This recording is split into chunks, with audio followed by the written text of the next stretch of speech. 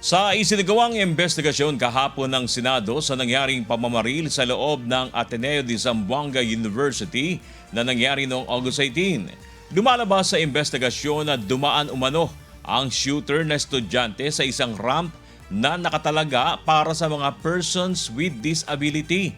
Dahilan upang makalusot ito sa regular na security checkpoint ng universidad.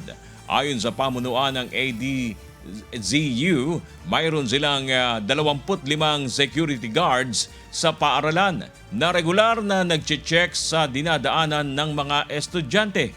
3 hanggang 4 dito ay nasa gates ng eskwelahan habang ang iba pa ay nakakalat sa bawat palapag ng building at paligid ng paaralan.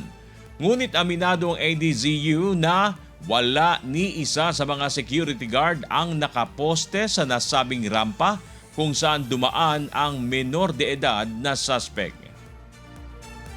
Unfortunately, there is a ramp in that building which is an access for those who may have a hard time climbing up the floors through the stairs.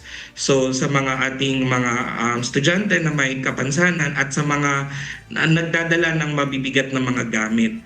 This ramp is closed, normally closed, and ino-open lang siya kapag po may dumadaan na estudyante na with disability.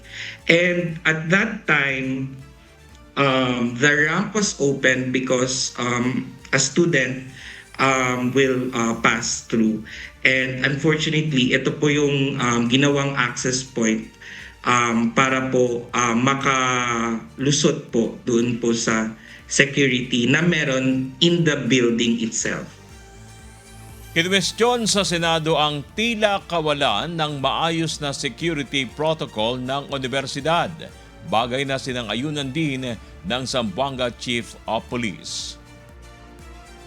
Ang balita ko po, pag nagko-commute yung bata, hinatid ng yaya o naka-tricycle, naka-motor, yung bata ay sinasubject po sa search. Mayroon po mga metal detector. Pero pag nakakotse, baba yung bata, pasok doon sa gated compound, papasok na sa hallway, diretso na sa classroom. Pumasok ang bata na sakay po ng sasakyan nila na pick up, hinatid siya, na drop off lang po siya. Tapos po dumiretso siya sa ramp area kung saan hindi po talaga gate ng building. Doon po siya nagdaan. At naidala niya yung bag na kung saan nandoon po nakalagay yung mga pistol na ginamit niya sa pagbaril po.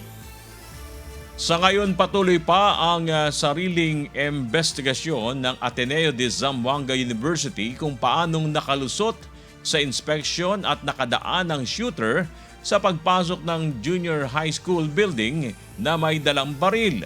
Kasalukuyan din nilang nire-review ang closed-circuit television footage sa kung ano ang tunay na nangyari.